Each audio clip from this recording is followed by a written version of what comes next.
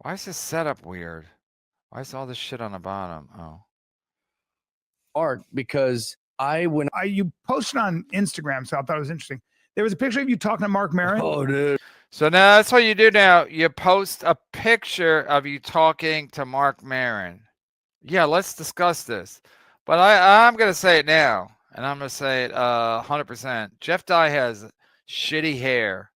He's got that swirly thing where he's got he's going bald.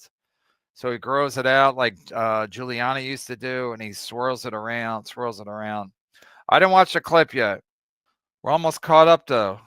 Yeah. Did you have beef with him or something? So all that happened was that when I was an open micer, Mark Maron was very rude to me. Like Brian Callen was rude to Freddie Stoller. And I went on Bert Kreischer's podcast, and I was trashing Mark because I was just trying to make a point that on Mark Maron's podcast, when I listen to it, he'll be like, I'm going to make up an artist, but he would say like, I met Jimmy Page and he was an asshole. And I was like, I thought it was interesting that when he meets his heroes and they're rude, he doesn't draw a correlation about how he treats people that meet him. When I was a young comic, I met him and it didn't go the way I'd hoped, and it pissed me off. And I've been holding on to that forever. Never wear shorts on a podcast. Never. I'm wearing shorts, but you can't see. I mean, shorts, especially with black, wearing all black and shorts, it's not a good look. Even wearing flip-flops is better than that. Nothing. Maron went on Bert Kreischer's, and Bert Kreischer brings this up. Yeah, and Bert just goes like, Jeff Dye was in here trashing you. I was like, Bert, don't bring it up like that. Yeah. How do you bring it up? See his hair? He's got to comb it around. He's got to do the swirly to the top. You can tell he's going bald because his hairline's getting high. And I didn't bring it up when he was on the show because I'm a gentleman. But now I'm no longer a gentleman.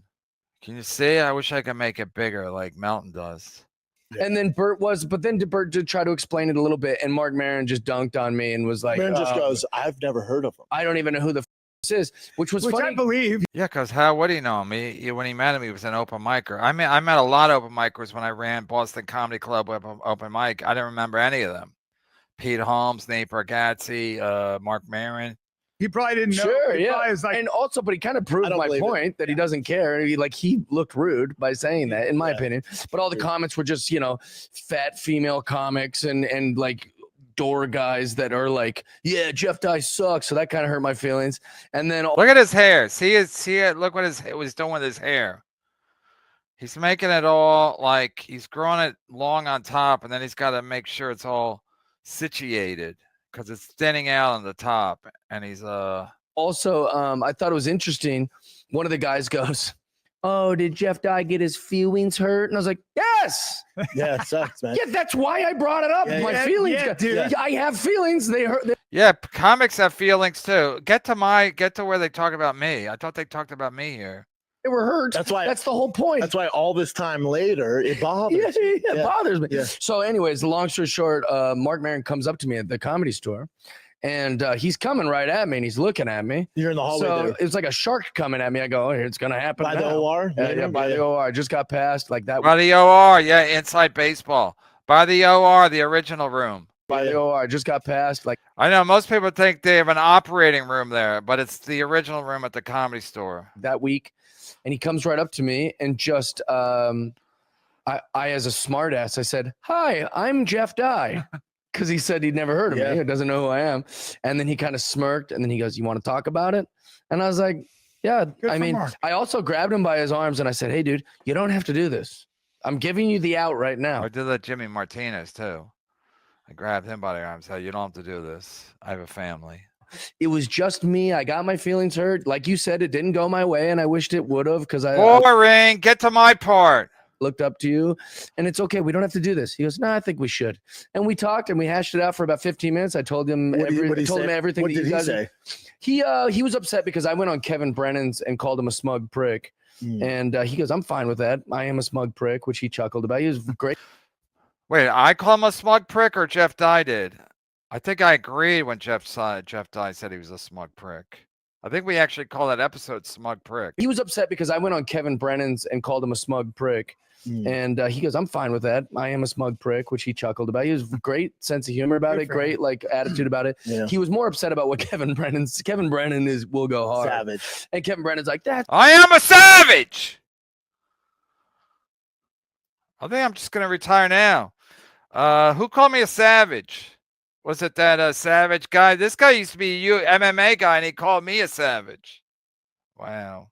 he was more upset about what Kevin Brennan will go hard. Savage. And Kevin Brennan's like, that's why his girlfriend died, you know? He's like, oh, Jeez. and I didn't say it. That's why his girlfriend died. I said it's karma. Can't believe he's repeating this. This is terrible. Don't repeat what I said. What I say is between us, Jeff. He's like, oh, Jeez. and I didn't say any of that. But I'm also not going to defend Mark on that podcast when he's being, you know, Yeah, like, being- so I just kind of stayed But quiet good while for Mark. Kevin Good for said, Mark for making yeah, it and it was really good. It went really well. It was very nice for me, probably better for me than for Mark. Mark, you know, just was aware of me for the last few weeks.